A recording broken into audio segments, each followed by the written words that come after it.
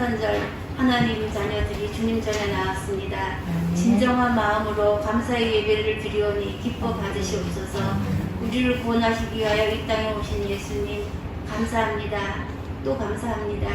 하나님 아버지, 올해는 엄청 힘든 성탄절을 맞이합니다. 전 세계적으로 전염병에 시름하고 경제 또한 어려움에 처해 있습니다.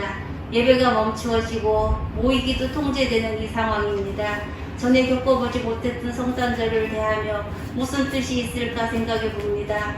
아기 예수님 이 땅에 오실 때 십자가에 달려 고통받을 걸 알고 오셨을까?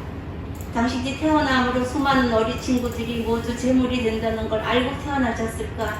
알고 계셨다면 얼마나 가슴이 무너졌을까 생각해 볼 때 우리는 그냥 기쁨으로만 맞이할 수가 없습니다. 겪어보지 못했던 이 상황을 대하며 우리 자신의 자세를 살핍니다. 그동안 얼마나 나태하고 편하게 신앙생활을 하였는지도 뒤돌아보게 되며 다시 열심을 다하기를 다짐합니다. 예수님의 십자가의 무거운 짐을 내가 더 무겁게 지어드렸습니다. 아버지, 저희의 모든 허물을 용서하여 주옵소서.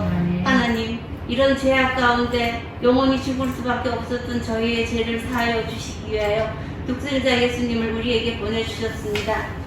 감격되고 복된 소식을 온 천하에 전하며 코로나로 인하여 절망과 고통 속에 살아가는 우리의 이웃들에게 성령의 위로하심과 기쁨과 평강이 임하게 하옵소서. 이 나라를 위해 기도합니다. 대통령을 비롯하여 많은 유종자들에게도 하나님을 경외하고 찬양하는 역사가 있게 하옵소서. 이 환란에 온 나라가 기도하며 이기고 승리하게 하옵소서. 독재 정치 속에서 고통받는 북한 동포들을 기억하여 주옵소서. 통일 대한민국을 이루어 세계에서 우뚝 선 우리 대한민국을 이루어 주시기를 간절히 원합니다. 우리의 후손에게는 이 아름다운 통일된 대한민국을 물려줄 수 있게 도와주옵소서. 교회를 위해 기도합니다. 이 시간 성탄 예배와 찬양을 함께 하지는 못하지만 우리 성도들의 마음은 온전히 하나님만 바라보는 교회가 되기를 원합니다. 성도 간의 기도로 중보하며 힘을 더하는 교회 되기를 원합니다. 이 지역의 구원의 방주로 삼아주시고 많은 믿지 않는 사람들을 예수의 사랑으로 품을 수 있는 복된 교회가 되기를 원합니다. 오늘 성탄의 기쁨을 전할 목사님을 권능의 팔로 잡아주시고 말씀을 전할 때 듣는 이들이 아멘으로 화답하며 거룩하고 기쁨의 시간이 되게 하옵소서. 낙심한 자들에게는 위로가 되시고 질병으로 고통받는 한우들에게는 몸과 영혼이 치료받는 귀한 시간이 되기를 원합니다. 2020년 이전 얼마 남지 않았습니다. 한 해를 잘 마무리하며 새로 올 한 해를 기대하는 시간 되기를 간절히 원합니다. 새해엔 코로나도 물러가고 경제도 사회도 아버지께 합한 시간들이 되어 모이지 못하던 우리 식구들도 모두 한자리에서 예배드리고 찬양대도 다시 찬양을 올려드리는 시간이 오게 하여 주옵소서. 아멘. 우리에게 오신 예수 그리스도를 기쁨으로 찬양하며 예수님 이름으로 기도합니다. 아멘. 예수 그리스도의 나심은 이러하니라. 그의 어머니 마리아가 요셉과 약혼하고 동거하기 전에 성령으로 잉태된 것이 나타났더니 그의 남편 요셉은 의로운 사람이라 그를 드러내지 아니하고 가만히 끊고 자하여 이 일을 생각할 때에 주의 서자가 현몽하이르되 다윗의 자손 요셉아, 내 아내의 마리아 되어오기를 무서워하지 말라. 그에게 잉태된 자는 성령으로 된 것이라. 아들을 낳으리니 이름을 예수라 하라. 이는 그가 자기 백성을 그들의 죄에서 구원할 자이심이라 하니라. 이 모든 일이 된 것은 주께서 선지자로 하신 말씀을 이루려 하시니 이르시되 보라, 처녀가 잉태하여 아들을 할 것이요 그의 이름은 임마누엘이라 하리라 하셨으니 이를 번역한즉 하나님이 우리와 함께 계시다 합니다. 아멘.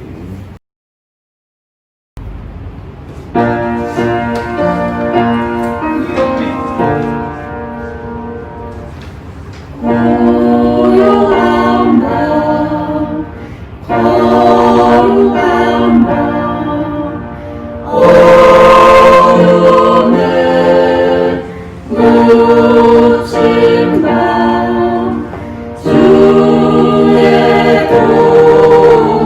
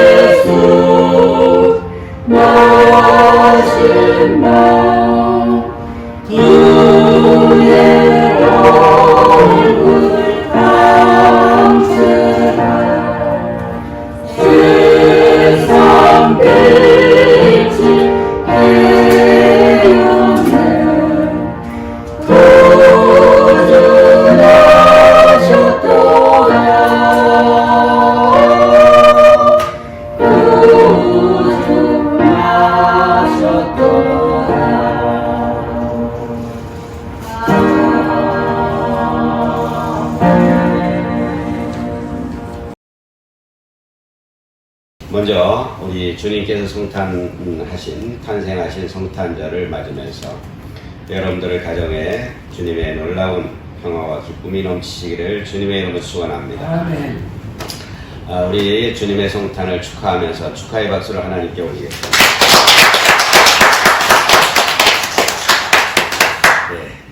네, 2020년 성탄절입니다.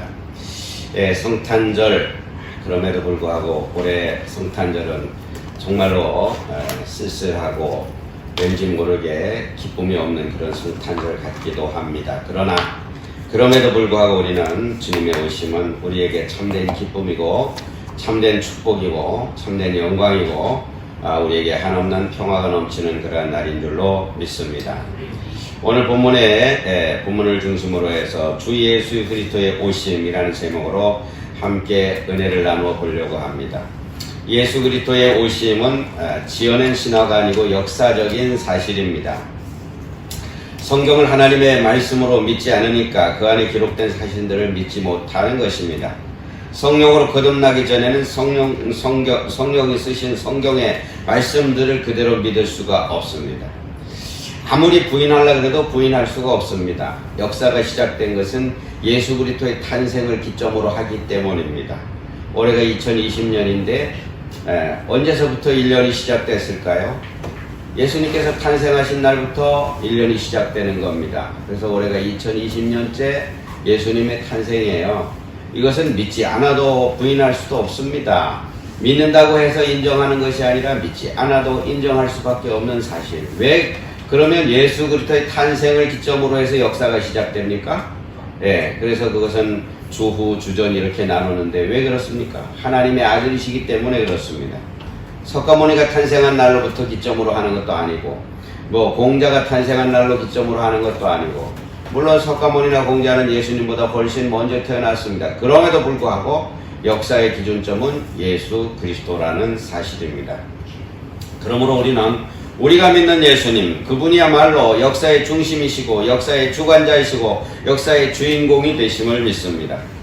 성령으로 거듭나면 하나님이 살아계신 것이 믿어지고 그 하나님을 대적해 살았던 지난날의 내 삶이 죄악의 삶이었던 것을 알게 되고 하나님 앞에 눈물을 흘리며 회개하게 됩니다. 그리고 성경이 그 하나님의 순전한 말씀인 것을 의심 없이 그대로 믿게 됩니다.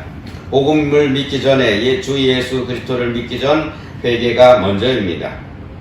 예수님께서 복음을 전하실 때 가장 먼저 하신 말씀은 때가 찼고 하나님 나라가 가까웠으니 회개하고 복음을 믿으라, 그렇게 말씀하셨습니다. 사도행전 20장 21절에도 바울 사도가 얘기합니다. 하나님께 대한 회개와 우리 주 예수 그리스도께 대한 믿음을 증언한 것이다, 그렇게 말씀을 하고 있습니다.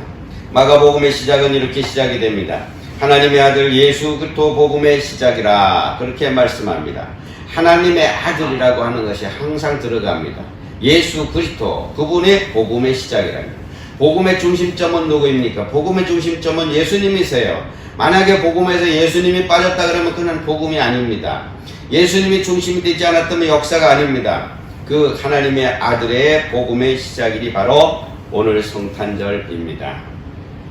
그 성탄절은 어떻습니까? 주 예수 그리스도의 오심은 구약 예언의 성취였습니다. 최초의 예언은 창세기 3장 15절부터 시작이 됩니다. 구약시대 내내 선지자들이 예언하여 왔습니다.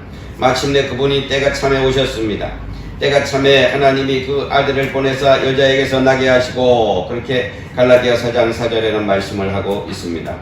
구약 성경은 한마디로 오실 예수 그리스도에 대한 기록이고, 신약은 오신 예수 그리스도에 대한 기록이고, 다시 오실 그리스도에 대한 기록이 바로 신약 성경입니다. 이렇게 성경의 중심은 오직 예수 그리스도이시고, 그 그리스도가 오늘 오신 바로 성탄절의 주인공이십니다. 교인들이 성탄절을 맞이하면서도 아무런 의식이 없고 감동도 없는 것은 큰 문제가 됩니다. 요즘은 성탄절을 맞는다고 하면서도 성탄절의 주인이 누구인지 전혀 생각하지 않고 살아가는 사람들이 있습니다. 특히 믿지 않는 사람들은 상업적 목적으로 성탄절을 이용하려고 합니다. 성탄절은 그렇게 이용하는 날이 아닙니다. 정말 기쁨으로 예수님을 맞이하고 축하해야 되는 날인 줄로 믿습니다. 그분이 누구이신지, 왜 오셨는지, 왜 죽으셨는지, 왜 부활하셨는지 관심도 없고 알려고 하지도 않고, 그러니까 감사도 없고 감동이 없습니다. 여러분, 정말 주님께서 우리의 구주가 되시기 위해서 이 땅에 오신 날이라고 하는 것을 바로 알고 있다면 그날을 당연히 축하해드리고, 그날은 당연히 감사할 일이고, 정말 그날은 우리가 축제의 날이 돼야 될 줄로 믿습니다. 왜냐하면 우리가 즐기는 날이 아니라 그분께 영광을 돌리는 그런 축제의 날이 돼야 됩니다. 바울은 서신마다 처음 인사 부분에 이렇게 말하고 있습니다. 하나님 우리 아버지와 주 예수 그리스도로부터 은혜와 평강이 있기를 원하노라. 그분이 주 예수 그리스도라는 것입니다. 그분은 주 하나님이시고 예수님이시고 그리스도이신 것을 확실히 매 구절마다 그렇게 말씀하고 있습니다. 우리도 보통은 예수님이라고 하고 공식적으로는 우리 주 예수 그리스도라고 그렇게 해야 될 줄로 믿습니다. 우리 주님이십니다. 나의 주님이십니다. 우리 주님도 십자가의 고난이 다가올 때 제자들에게 물으셨던 것이 중요한 물음이 한 가지 있습니다. 너희는 나를 누구라고 하느냐? 너희는 나를 누구라고 하느냐? 이것이 굉장히 큰 질문입니다. 뭐 얼마나 말 잘 살았느냐, 얼마나 열심히 일했느냐, 얼마나 많은 재산을 가지고 있느냐, 학식이 있느냐, 그런 거 안 물으셨으면 그런 게 중요한 게 아닙니다. 여러분, 예수 믿는데 가장 중요한 건 무엇입니까? 너희가 나를 누구라고 하느냐, 너희가 나를 사랑하느냐. 예, 그럴 때 베드로가 대답합니다. 주는 그리스도시요 살아계신 하나님의 아들이십니다. 마태복음 16장 16절. 우리가 잘 아는 내용이죠. 주님은 그리스도시요 살아계신 하나님의 아들이시라는 겁니다. 살아계신 하나님의 아들이시라는 거예요. 그래서 이에 대해서 주님은 두 가지 중요한 말씀을 하셨습니다. 하나는 이 사실은 사람이 알 수 없고 오직 내 아버지만이 알 수 있다는 것입니다. 그래서 예수님께서는 그렇게 고백한 베드로에게 말씀하십니다. 바요나 시몬아, 내가 복이 있도다. 이를 알게 하니는 혈육이 아니오 하늘에 계신 내 아버지시니라. 그렇게 고백을 합니다. 여러분, 우리가 정말 주님을 바로 알 수 있다고 하는 것은 기적입니다. 우리가 예수님을 나의 구주로 고백할 수 있다는 것은 기적이에요. 왜냐하면 우리가 죄로 인해서 영적인 모든 것이, 모든 관계가 다 끊어진 상태에서 예수님을 믿는다고 하는 것은 기적입니다. 여러분, 혹시 예수님 보신 적이 있으십니까? 예수님 탄생하실 때 같이 살으셨어요? 안 살았는데 그분을 어떻게 믿습니까? 그러니까 기적인 거예요. 그러나 하나님 아버지께서 우리에게 알게 하신 줄로 믿습니다. 어떻게? 성령을 통해서 알게 하셨습니다. 다른 하나는 주님께서 말씀하셨습니다. 이 신앙 고백 위에 내 교회를 세울 것이고 그 음부의 권세가 이기지 못할 것이다. 그렇게 말씀하십니다. 내가 이 반석 위에 내 교회를 세우니 음부의 권세가 이기지 못하리라. 마태복음 16장 18절에서 말씀합니다. 베드로가 한 이 대답을 우리는 주님에 대한 신앙 고백이라고 합니다. 기독교와 교회는 바로 예수님이 누구신가에 대한 신앙 고백 위에 세워졌습니다. 이것은 기독교와 교회의 핵심적인 신앙 고백입니다. 여러분, 우리는 이 고백이 나의 고백이 되어야 될 줄로 믿습니다. 다른 사람들이 그렇게 얘기했다더라 그건 아무 소용이 없습니다. 내가 예수님을 어떻게 고백하고 있느냐가 더 중요한 사실입니다. 카톨릭은 반석을 베드로로 보고 베드로를 초대 교황으로 하여 교황권을 합리화하고 있습니다. 그래서 카톨릭 교회는 사실은 예수님 말씀보다도 교황의 교시가 우선이 됩니다. 하나님의 말씀에 뭐라고 그랬던지 교황이 지시한 내용들이 중심이 돼가지고 그 체계가 흘러갑니다. 근데 여러분, 성경 어디에도 베드로가 교황이라는 말이 있습니까? 없습니까? 그런 말 자체가 없어요. 그런 말 자체가 없어요. 성탄절에 오신 그분이야말로 주 예수 그리스도인 것을 우리가 확실히 하시기를 바랍니다. 그리고 성탄절에 오신 분은 주 하나님이십니다. 최초의 성탄절날 아기 예수 오셔서 유대 땅 베들레헴 한 마구간에 누이신 분은 주 하나님, 살아계신 하나님의 아들이신 것을 우리가 분명하게 알아야 됩니다. 인간의 몸을 입으셨지만 그분은 성자 하나님이신 것입니다. 최초의 성탄절은 말씀이 육신이 되어 우리 가운데 거하신 날입니다. 그 영광을 보니 아버지의 독생자의 영광이요 은혜와 진리가 충만하다고 사도인 요한복음 1장 14절에서 말씀하고 있습니다. 그렇습니다. 우리가 하나님의 영광을 보니 독생자의 영광이요 은혜와 진리가 충만하다고 하는 말씀입니다. 사람이시면서 하나님이신 것을 부인하면 바로 이단에 빠지게 됩니다. 예수 그리스도께서 육체로 오신 것을 시인하는 영마다 하나님께 속한 것이요 시인하지 않는 영마다 적 그리스도의 영이라 영을 다 믿지 말라 그렇게 말씀합니다. 사람의 아들이지만 그분이 동시에 하나님이신 것을 이사야가 증명하고 있습니다. 예수님이 오시기 700년 전에 예언하여 알게 해주셨습니다. 이사야 9장 6절에 이렇게 말씀합니다. 한 아기가 우리에게 낳고 한 아들을 우리에게 주신 바 되었는데 그의 어깨는 정사를 메었고 전능하신 하나님이라 영존하신 아버지라 평강의 왕이라 할 것임이라 그렇게 말씀하고 있습니다. 한 아들을 주셨는데 그 아기가 바로 전능하신 하나님이고 영존하시는 아버지라는 말입니다. 정사를 메었다는 것은 다스리고 통치하신다는 것입니다. 평강의 왕이라고 하는 것은 하나님의 다른 호칭이기도 합니다. 메시아이기도 합니다. 그분은 평강의 왕이십니다. 지금 온 세계가 혼란 가운데 빠져 있습니다. 이 가운데 과연 누가 평화를 줄 수 있을까요? 예수 그리스도 이외에는 어떤 사람의 능력으로도 평화를 줄 수가 없습니다. 지금 바로 예수님만이 우리의 평강의 왕이신 줄로 믿습니다. 그리고 그분은 영존하시는 아버지라 했습니다. 주님이 나의 아버지와 나는 하나라고 말씀하셨습니다. 나를 본 자는 아버지를 보았다고 도마에게 말씀하셨습니다. 그러므로 우리는 이 말씀을 분명히 믿고 주님은 하나님으로 이 땅에 오셨고 영존하시는 하나님이신 줄로 믿습니다. 주전 700년 전에 기록된 미가서도 이를 예언하고 있습니다. 미가서 5장 2절에 보면 베들레헴 에브라다야 너는 유다 족속 중에 작을지라도 이스라엘을 다스릴 자가 내게로 나올 것이라. 그의 근본은 상고의 영혼에 있느니라. 이 미가서는 예수님의 출생지를 정확하게 베들레헴의 옛 이름인 에브라다라고 그렇게 이야기하고 있습니다. 그 작은 마을에서 이스라엘을 다스릴 자가 나오는데 그 사람의 근본은 상고, 태초라고 말씀합니다. 영원이라고 하고 있습니다. 하나님이시라는 것입니다. 다시 말하면 영원한 상고의 하나님이 이스라엘을 다스릴 사람으로 오신다는 뜻입니다. 여러분, 하나님만이 이 세상에 다스리는 분입니다. 이 하나님의 아들이 인간의 몸을 입고 오시는 방법을 이사야는 700년 전에 미리 예언을 했습니다. 그에게 잉태된 자는 성령으로 된 것이다 그렇게 말씀하고 있습니다. 오늘 본문 23절에 보면 이 모든 일이 된 것은 주께서 선자로 하신 말씀을 이루려 하심이니 이르시되 보라 처녀가 잉태하여 아들을 낳을 것이요 그 이름을 임마누엘이라 하리라 그렇게 말씀합니다. 처녀가 성령으로 잉태하여 아들을 낳을 것인데 그분이 임마누엘 하나님이시라는 것입니다. 임마누엘은 하나님이 우리와 함께 하시다는 뜻입니다. 그분이 하나님이시라는 얘기입니다. 다시 말하면 주 하나님이 인간의 몸을 입은 탄생이시기에 하늘에서 천사들이 파송되고 찬양이 울려 퍼졌습니다. 누가복음 2장 14절에는 말씀합니다. 지극히 높은 곳에는 하나님께 영광이요 땅에서는 하나님이 기뻐하시는 사람들 중에 평화로다. 여러분, 우리에게 진정한 평화를 가져다 줄 사람이 누구입니까 도대체? 여러분들 요즘 세상을 보게 되면 진정한 평화를 줄 사람이 있던가요? 진정한 평화를 줄 수 있는 어떤 것이 있던가요?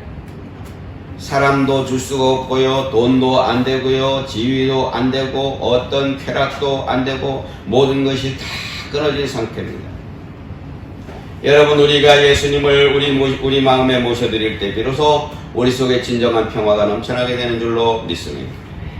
예수님을 주라 부르는 것은 그분이 바로 하나님이시기에 그러함을 새겨야 합니다. 그분이 인간 예수만이 아니고 바로 하나님인 것을 확실히 하고 고백하는 저와 여러분들이 되시기를 바랍니다. 우리는 주 예수라는 호칭을 통해 그분이 하나님이시고 동시에 사람이신 것을 고백하며 살아갑니다. 예수님을 주로 인정하지 않는 사람들은 그분을 인간 예수만 보는 것입니다. 초대교회 시절에 로마 황제만이 주라고 부를 수 있었습니다. 그런데 예수님을 주라고 부르니까 그 당시에는 그리스도인들은 전부 엄청난 핍박을 받게 되었고, 그리고 전부 막 사형을 당하게 되었습니다. 그 많은 고난과 순교를 당하면서도 믿음의 선진들은 그분이 주님이심을 부인하지 않았습니다. 성탄절에 오신 분은 바로 예수 그리스도이십니다. 예수님이십니다.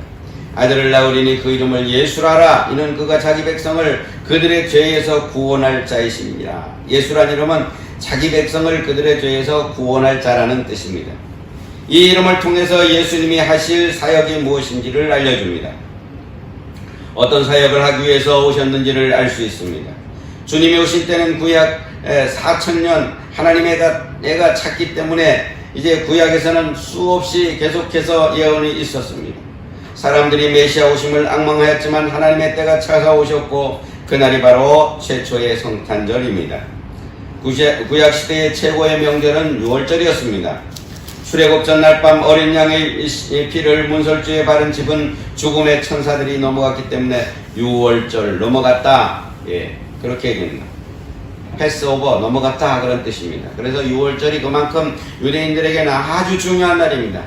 그것보다 더 중요한 날이 바로 예수 그리스도가 이 땅에 오신 날인 줄로 믿습니다. 유대인들의 피제사로 말미암아 죄사함을 받으면서 그 피가 누구의 피를 예표하는지도 알지를 못했습니다. 그러나 어린 양과 그 피가 없으면 6월절도 없고 출애굽의 구원도 없었습니다. 어린 양이 오셔야 유월하는 피도 있고 구원하는 유월도 있습니다. 그 6월절 어린 양이 오신 날이 바로 최초의 성탄절입니다. 세례 요한은 예수님을 보고 뭐라고 말씀하십니까? 세상 죄를 지고 가는 하나님의 어린 양이다. 요한복음 1장 29절에서 그렇게 예수님을 증언했습니다. 교회는 성탄절을 구약의 6월절보다도 훨씬 더 크게 인식하고 최고의 명절로 지켜야 된다고 말합니다. 이름대로의 사역을 위해서 우리 예수님은 유대 땅 가장 작은 마을 베들레헴에서 탄생하셨습니다. 여관이 없어서 마구간에서 나시고 말구 위에 누우셨습니다. 그리고 주님은 갈릴리 작은 마을 나사렛에서 목수를 생활을 하면서 30년을 지나셨습니다. 여러분, 예수님이 만약에 왕궁에서 태어났다고 하면은 우리가 만날 수 있었을까요? 그 당시에 천민들이 만날 수 있었을까요? 왕궁에서 태어난데 그 왕의 아들들을 만나기가 하늘의 별 따기죠. 여기 계시는 분들 중에서 혹시 대통령 아들 만나보신 분 있나요? 대통령 아들도 만나기 힘든데 어떻게 그렇게 그 당시에 왕의 아들을 만날 수가 있겠어요? 더군다나 목자들이, 그 박사들도 그 당시에는 뭐 박사들이라고 하지만은 별을 연구하는 학문가들입니다. 근데 그 사람들이 왕을 함부로 만날 수가 없습니다. 더군다나 로마 황제를 만난다는 것은 그거는 하늘의 별 따기입니다. 근데 예수님은 아무나 누구든지 다 아무 절차도 없이 문도 활짝 열어져 있는 마구간에서 탄생하셔서 누구든지 다 믿을 수 있게 오신 줄로 믿습니다. 때가 차기까지 낮아지시고 낮아지시는 주님의 모습에서 우리는 우리의 낮아짐과 고난을 부끄러워하지 말아야 합니다. 낮아진 자를 높이시고 높이는 자를 낮추시는 것이 바로 하나님의 법도입니다. 그리고 때가 되니까 공생의 사역에 나서셨습니다. 제자들을 택하시되 예루살렘 명문과 출신을 택하지 않으시고 어부들과 세리들을 택하셨습니다. 주 사역지는 갈릴리 부근이었고 예루살렘으로 가신 것은 오직 그리스도이심을 증거하기 위한 것이었고 십자가에서 죽으시기 위해서 예루살렘에 올라가셨습니다. 여러분, 제자들을 택하시는데 전 성경을 보면서 그랬어요. 아니 좀 그 당시에 좀 아주 똑똑하고 명문가 출신 이런 사람들을 제자로 택했으면 얼마나 좋을까.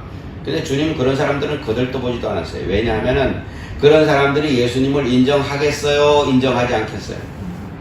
인정하지 않습니다. 따라오지도 않습니다. 그러니까 따라오지 않는 그러한 명문가 출신 대단히 권세를 가진 사람들, 이런 사람 제자로 삼아봤자 머리만 아파요. 예수님은 그저 어부 출신, 세리, 그 당시 죄인이라고 취급받아가지고 사람들한테 왕따 당하는 이런 사람들을 제자로 부르셨어요. 그래서 그들을 가르치고 천국 복음을 전파하셨습니다. 병자를 고치시고 귀신을 쫓아내셨습니다. 그리고 십자가에서 희생제물이 되셨습니다.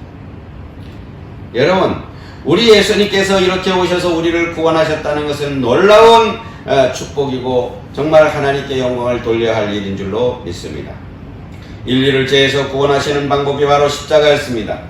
인자가 온 것은 섬김을 받으려 함이 아니라 도리어 섬기려 하고 자기 목숨을 많은 사람의 대속물로 주려 함이라고 말씀하셨습니다. 주님의 몸은 십자가에서 죄를 대속하여 주는 대속 제물이 되셨고 구약 제사에서 사람 대신 희생하는 짐승의 희생 제물이 되셨습니다. 하나님과 사람이 화목하기 위한 화목 제물이 되셨습니다. 예수란 이름을 부를 때마다 우리는 십자가의 희생과 대속과 화목을 생각해야 합니다. 십자가는 사람들의 장식품이 아니고 막혔던 하늘과 땅을 잇는 공의와 사랑의 균형입니다. 십자가 희생을 통해서 죄의 삭선 사망이라는 하나님의 공의가 만족되었고 아들의 희생제물로 내어주심을 통해서 하나님의 그 크신 사랑을 우리에게 나타내 주셨습니다. 하나님의 아들 주 하나님이신 분이 인간의 몸을 입으신 것만 해도 지극히 낮아지신 것인데 십자가에 죽으시기까지 우리 예수님은 아버지 하나님께 복종하셨습니다. 예수님의 십자가 희생이 없었다면 죄에서 사함받는 우리의 구원은 있을 수가 없습니다. 성탄절은 하나님의 아들이신 예수란 이름의 사역을 이루기 위해서 오셨음을 기억하고 감사하는 절기가 되시기를 바랍니다. 한편으로는 기뻐하면서 한편으로는 죄송하고 아픈 절기이기도 합니다. 여러분 한번 생각해 보십시오. 우리가 하나님을 위해서 뭘 한 게 있다고 예수님께서 우리 대신 십자가에 죽으실 일이 뭐가 있겠어요?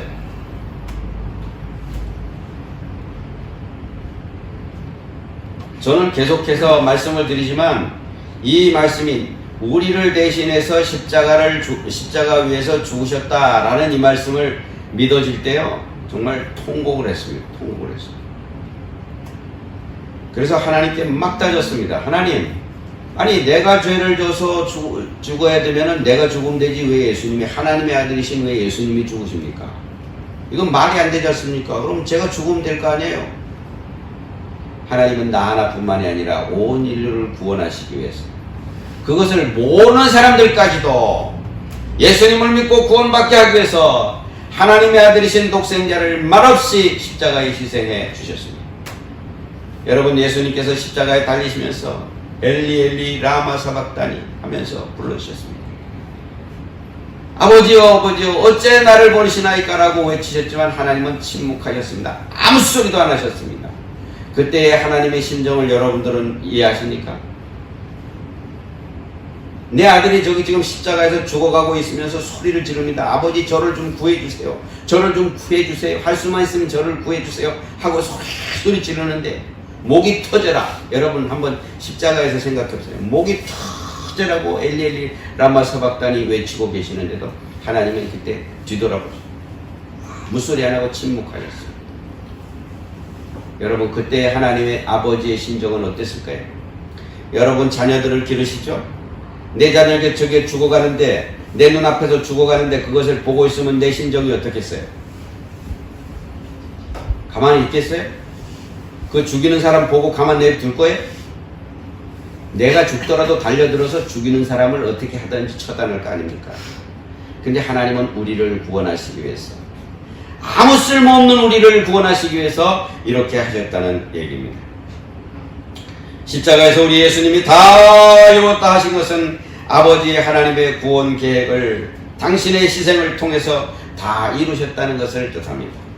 그렇게 해서 구원의 문이 열리고 천국 가는 길이 우리에게 열려진 줄로 믿습니다. 성탄절에 오신 그분은 그리스도이십니다. 오늘 다윗의 동네에 너희를 위하여 구주가 나셨으니 곧 그리스도 주시니라. 누가복음 2장 11절에 그렇게 말합니다. 주는 그리스도시요, 그리스도는 기름 부음 받은 자라는 뜻입니다. 그리고 이 이름은 구약에서 히브리어로 메시아를 뜻합니다. 구약에서 기름 부음 받은 사람은 세 사람입니다. 왕, 제사장, 선지자였습니다. 그리스도는 만왕의 왕이십니다. 그리고 만주의 주가 되시며 심판주가 되십니다. 하나님은 모든 권세를 그리스도께 주셨습니다. 주님은 그리스도로서 보좌 우편에 앉으셔서 지금도 사람과 만물을 통치하고 계십니다. 우리 믿는 자들을 위해서 지금도 간구하고 계십니다. 십자가에서 죽기까지 복종하신 주님은 지극히 높아지셨습니다. 그는 근본 하나님의 본체시나 자기를 낮추시고 죽기까지 복종하셨으니 곧 십자가에 죽으심이라. 이러므로 하나님이 그를 지극히 높여 모든 이름 위에 뛰어난 이름을 주셨다. 그리고 모든 무릎을 예수의 이름에 꿇게 하시고 모든 입으로 예수를 그리스도라 주라 시인하며 하나님 아버지께 영광을 돌리게 하셨느니라. 여러분, 지극히 높으신 분은 육신을 입고 오신 그리스도 주신 줄로 믿습니다. 성자 하나님으로서 주는 이미 지극히 높으신 분이기 때문입니다. 그분은 여자의 후손으로 오셔서 아담을 무너뜨린 뱀의 머리를 상하게 하셨고, 뱀은 여자의 후손의 발꿈치를 상하게 할 뿐이었습니다. 그것이 십자가 사건을 예언한 창세기 3장 15절의 말씀입니다. 우리 주님이 만왕의 왕 그리스도로 오신 중요한 의미가 있습니다. 아담이 범죄함으로 잃어버린 통치권 곧 왕권을 우리에게 회복시키기 위해서 오셨습니다. 로마서 5장 17절은 이렇게 말합니다. 한 분 예수 그리스도를 통하여 생명 안에서 왕 노릇하리로다. 할렐루야. 우리가 예수 그리스도가 아니면은 왕 노릇한다고 하는 것은 마귀 권세를 제압할 수 있는 권세를 주셨다는 말입니다. 우리 주님이 다시 오르신 날은 이제 세상의 모두 끝나고 두렵고 무서운 심판의 날입니다. 주님은 그리스도 주로 만왕의 왕으로 심판주로 오십니다. 그때 땅의 모든 족속들이 통곡하며 그들이 이 인자가 큰 영광으로 오는 것을 보리라. 마태복음 20장 30절에 말씀합니다. 25장 31절에도 말씀합니다. 이 인자가 자기 영광으로 오는 모든 천사들과 함께 올 때에 자기 영광의 보좌에 앉으리니, 그때 오실 때는 통치자로 오시고 그때 오실 때는 심판주로 오시기 때문에 그때는 고통받으시는 분이 아닙니다. 낮아지고 십자가에 죽으시는 분이 아니라 그때는 모든 권세를 다 가지고 오시는 분입니다. 성탄절에 오신 분은 그냥 아기가 아니고, 그냥 아기 예수가 아니고 주 예수 그리스도인 것을 마음에 새기시기를 바랍니다. 오늘 우리가 명절로 기념하는 이 아기 예수님은 하나님의 아들 주 하나님이시고 우리 죄를 속하기 위하여 오신 예수님이시고 만왕의 왕 그리스도이신 줄로 믿습니다. 그리고 그분은 심판주로 다시 오실 것입니다. 여러분, 우리는 이 사실을 분명하게 알아야 될 줄로 믿습니다. 그리고 우리는 그분 만왕의 왕이신 그분을 어떻게 경배하고 어떻게 영광을 돌리고 어떻게 찬양해야 되겠습니까? 우리의 온 마음과 정성을 다해서 그분을 찬양하고 그분께 영광을 돌리고 오로지 그분을 축하하는 일에만 신경을 써야 될 줄로 믿습니다. 그래서 정말로 그분을 바르게 알고 감사하며 성탄절을 최고의 명절로 지키며 하나님께 영광을 돌려드리시기를 바랍니다. 이 주님이 오셨다는 사실이 최고의 명절 아니겠어요? 우리가 구원받을 수 있는 길을 열어주신 그분이 오신 것, 그날이 바로 성탄절입니다. 이 성탄절을 정말 하나님께 영광을 돌리며 우리에게 오신 예수 그리스도, 예수님이시면서 그리스도이시면서 메시아로 우리의 이제는 앞으로는 심판주로 모든 세상을 평정하실 그분이 우리의 구주가 되셨다는 사실에 대해서 감사하며 하나님께 영광을 돌리는 저와 여러분들이 되시기를 바랍니다. 기도하겠습니다. 하나님 아버지, 죄 가운데서 영원히 죽을 수밖에 없는 우리들을 구원하시기 위해서 가장 낮고 천한 자리로 오신 주님을 정말 찬양하며 감사와 영광을 올려드립니다. 하나님 아버지, 우리가 죄로 인해서 영원히 죽을 수밖에 없을 때 만약에 주님이 오시지 않았다면 우리는 아직도 죄 가운데서 어둠 가운데서 방황하다가 어디로 가는지도 모르고 죽는지도 모르면서 죽을 수밖에 없었던 우리들입니다. 그럼에도 불구하고 우리에게 오셔서 우리로 하여금 영원한 하나님과의 화목을 이루게 하셨고 하나님 나라에 갈 수 있는 길을 열어주셨고 우리의 구주가 되셔서 우리의 모든 죄를 용서해 주심을 감사합니다. 이제 주님의 탄생하신 이날 우리 모든 성도들이 하나님을 찬양하며 주님의 성탄을 기뻐하며 하나님께만 영광을 돌리는 날 되게 하여 주시옵소서.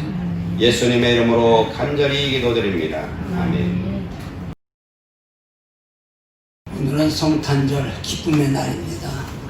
근데 이상하게 어젯밤에 집에서 기도실에 올라 기도하고 내려와서 이렇게 밥을 보니까 너무 세상에서 살벌하고 허전하고 좋아해요. 근데 아까도 나와서 또 찬양을 드릴 때 우리 주님 오시는 것 얼마나 기쁩니까? 얼마나 참 좋은 날입니까? 그런데 왠지 모르게 참 눈물이 자꾸 나더라고요. 그래요. 아무튼 그러나 우리 주님 오신 것만은 분명합니다. 우리 주님 오셔서 우리를 구원하기 위해서 십자가에 달리신 것도 분명합니다. 믿으시면 아멘 하시기 바랍니다. 기도하시겠습니다.